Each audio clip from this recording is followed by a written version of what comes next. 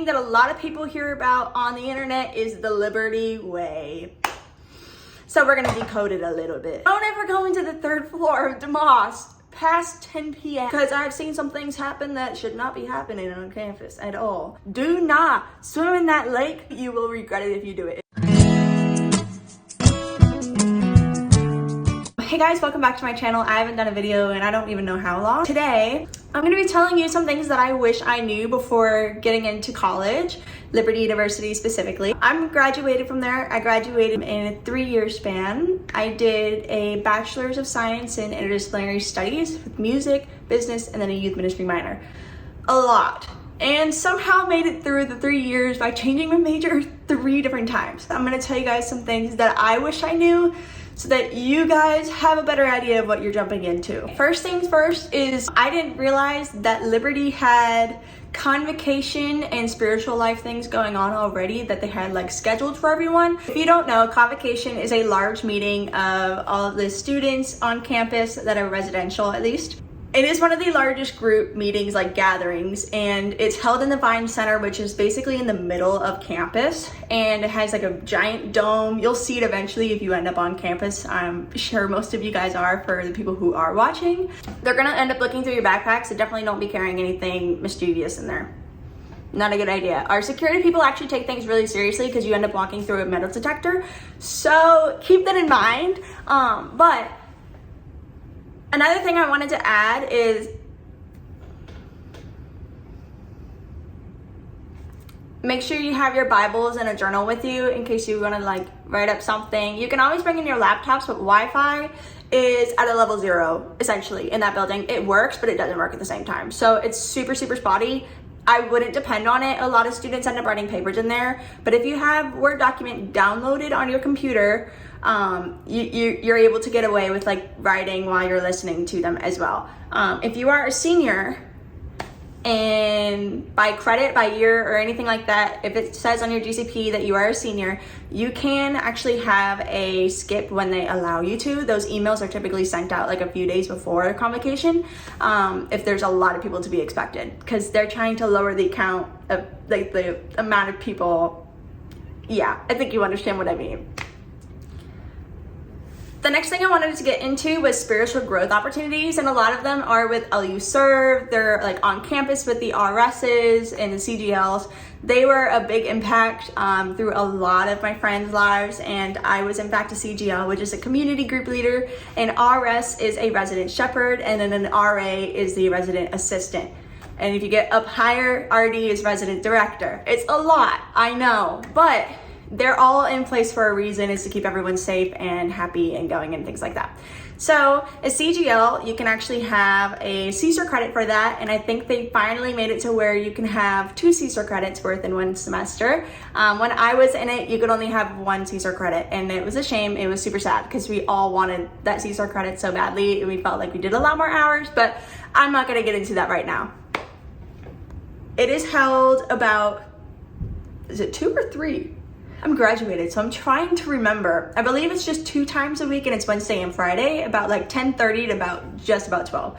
Most of the time you get out 11:30, just because of the fact that your class typically starts at 12:15. So for those of you who have it on one, or like have class at the other end of campus, good luck, because you're gonna want to schedule your classes just a little bit differently and a little bit closer, unless you want like a lunch break, a lunch hour period, whatever you want to call it. I don't recommend having class right after Convocation unless it's in DeMoss/Montview. Otherwise, you're kind of screwed getting to class. At our convocations, we do have a lot of speakers, like pastors, like political speakers, and just leaders in general. And so I think one of my favorite ones was Sadie Robertson. You guys will see her in the thumbnail, or probably already have seen her in the thumbnail, but I love her. I have a lot of like her books and stuff. She's super inspiring. We have a lot of inspiring people that come in and out, so definitely take a look at our schedule, because we always have outside visitors coming in just to come and see our speakers and stuff like that. But also our worship, I love our worship people so much. They are the worship collective, and they are some of the nicest people I've ever met. Because I graduated with a degree that specialized in music, I had the opportunity to be able to get to know a lot of these people, and these people are so crazy talented. So definitely go meet some of these people. Don't be scared of them. They're not like, yes, they may have a higher following just because of being on a stage like that, but they're just human. They're the same as us. There's nothing crazy different at all. They're super sweet. Go meet them. A few practical tips that I have for you for Convocation. One of them is arrive early. If you can, arrive early, because you will have no regrets doing this. The lines get crazy long. It's super cold out in the winter, so obviously you're not going to be standing there forever. You will end up feeling like you have hypothermia, essentially. So get in line early. A little extra thing is your backpacks are going to be low, so definitely don't be carrying anything mischievous in there. Not a good idea. Our security people actually take things really seriously because you end up walking through a metal detector, so keep that in mind. Another thing I wanted to add is make sure you have your Bibles and a journal with you in case you want to like write up something. You can always bring in your laptops, but Wi-Fi is at a level 0 essentially in that building. It works, but it doesn't work at the same time. So it's super, super spotty. I wouldn't depend on it. A lot of students end up writing papers in there, but if you have Word document downloaded on your computer, you're able to get away with like writing while you're listening to them as well. If you are a senior, and by credit, by year, or anything like that, if it says on your GCP that you are a senior, you can actually have a skip when they allow you to. Those emails are typically sent out like a few days before Convocation, if there's a lot of people to be expected, because they're trying to lower the count of like the amount of people. Yeah, I think you understand what I mean. The next thing I wanted to get into was spiritual growth opportunities, and a lot of them are with LU Serve. They're like on campus with the RSs and the CGLs. They were a big impact through a lot of my friends' lives, and I was in fact a CGL, which is a community group leader, and RS is a resident shepherd, and then an RA is the resident assistant. And if you get up higher, RD is resident director. It's a lot, I know, but they're all in place for a reason, is to keep everyone safe and happy and going and things like that.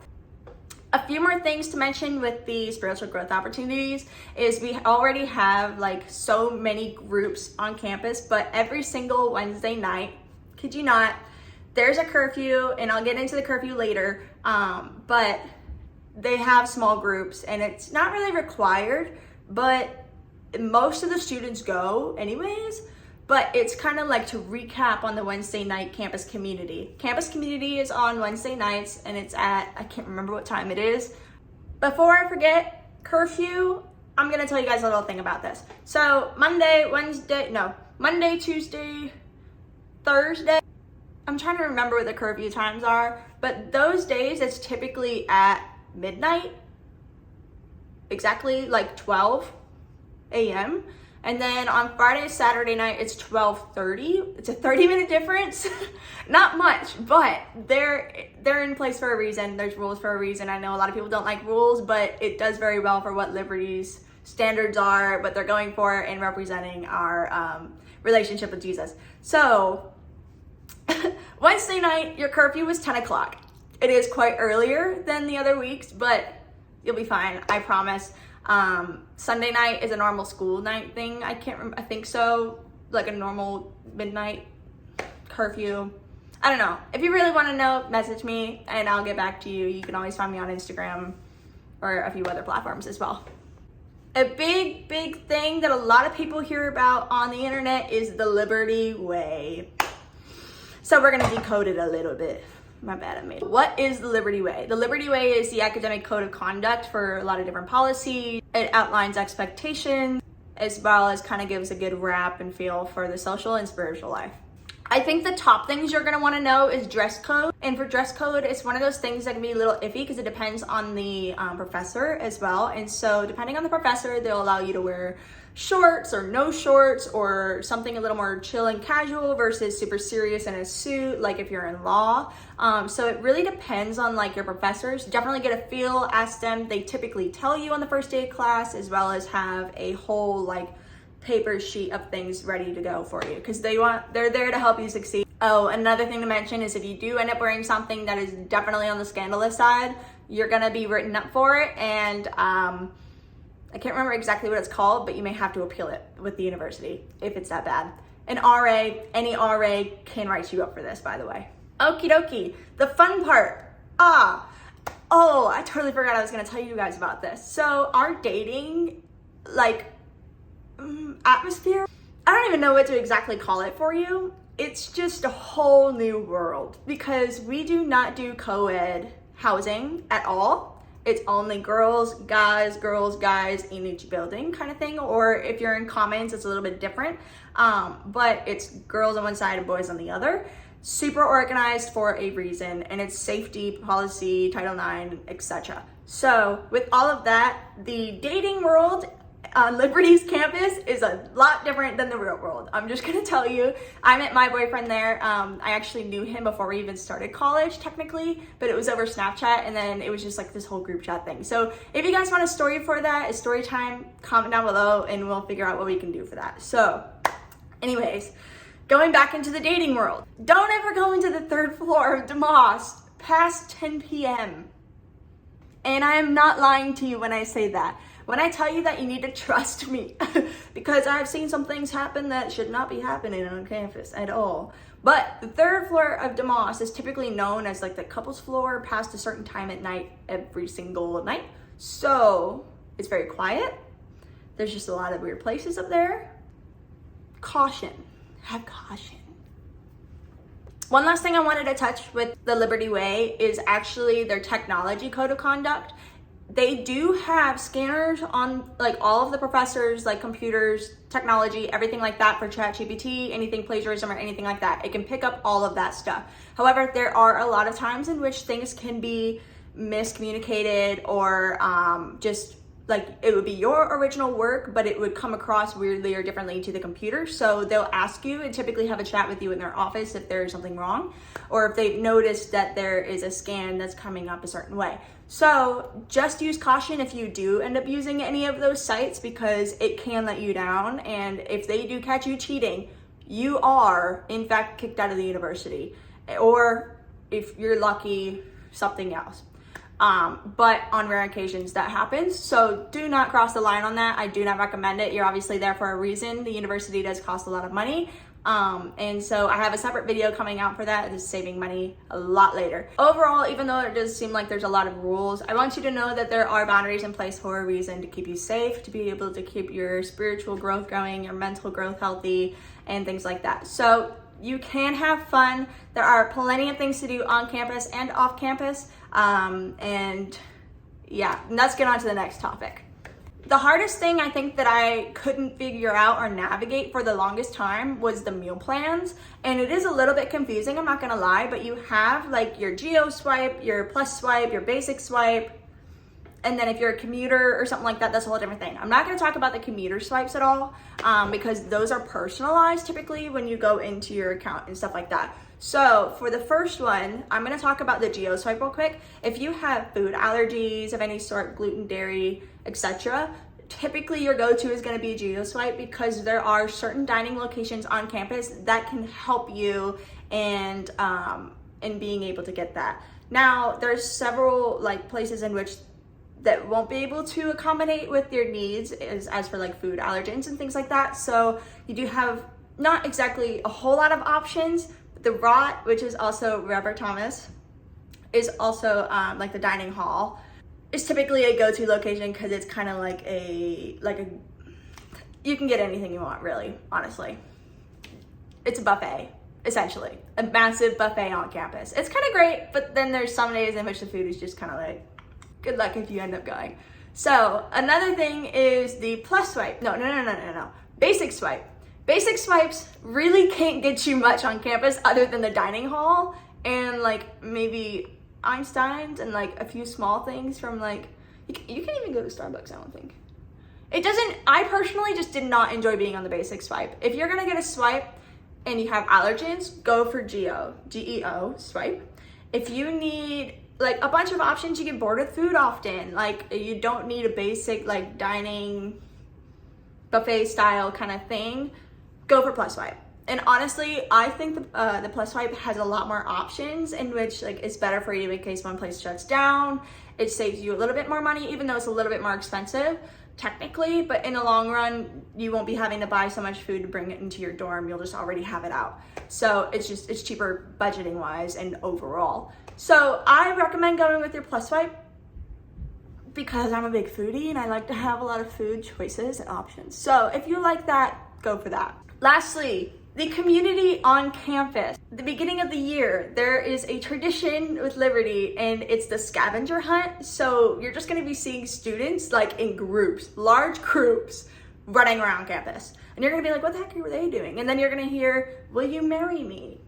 No, yes, all over the place, kid you not. And the will you marry me is a joke. It's part of the scavenger hunt, I promise. For the most part, you may see somebody like swimming in the lake that we have. Do not swim in that lake. I have done it. It is full of bacteria. I had a massive cut in my leg that could have gotten like highly infected. Do not do it. And I am telling you, you will regret it if you do it. It stinks. You can't get this. Ugh. No, just do not do it. Do not do it. Do not do it. Anyways, building relationships in your dorms. These dorms and these roommates that you have will most likely end up being your friends for, you don't even know how long. It could be the rest of your life. I have some friends that didn't even live in the same dorm with me and we're like still best friends to this day. So those are the people that you're gonna like hang out with the most and be around the most. Honestly, they have so much fun in the dorms. The RAs always end up having events for everyone that is super fun. And the RSs, CGLs get to know the students as well to help you and guide you if you have any issues. One thing about the halls is there's a brother and sis dorm to each hall. If you are in South Tower, you are most likely going to be paired with someone in the circle. And if you guys want some information on the housing, different types of housing, pros and cons of each housing, let me know. I can do a separate video for that as well. But for now, we're going to continue on hall events, hall meetings, etc. So your RAs will already have everything on a calendar ready to go. There are 2 RAs per hall typically. Sometimes there can be 3, it depends on where you are on campus. Anything else within the community in which you can get to know people, have fun, is joining clubs. There's an ASL club, there's chess club, there's so many different things. There are a wide variety and they always have them out in DeMoss on the first floor, typically at the beginning of the year or each semester. So definitely go check those out. The people are always so sweet. They're always welcoming. They want new people and they want to get to know you. So something Liberty University does, and I have been in it 3 different times, is Coffee House. Coffee House is something that our university in particularly is like the only thing that does it, I think. I haven't seen any other place do this. It's a show held at midnight.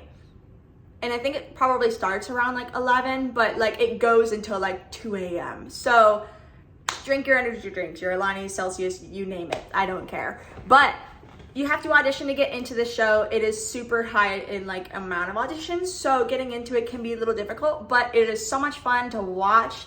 You just enjoy the whole process. There's always different theme every single semester. So if you go check out my Instagram to go see if you can find some clips, videos, and stuff from Coffee House. It is the best thing ever. Overall, these are some things that, it's not a whole lot, but it's a few things that I wish I knew before getting into college. And I have some other tips and tricks that I'll be going into other videos later. So if you guys enjoyed this video, be sure to subscribe, leave a comment, and like down below. That way I can keep creating this content for you guys and getting out what you guys are asking for, especially since I have a lot of youngins that are about to go into college, especially my little sister. So that'll be super exciting. She's going into Liberty next year as well. So thank you guys for watching. I hope you guys enjoyed this video and I will see you guys next time.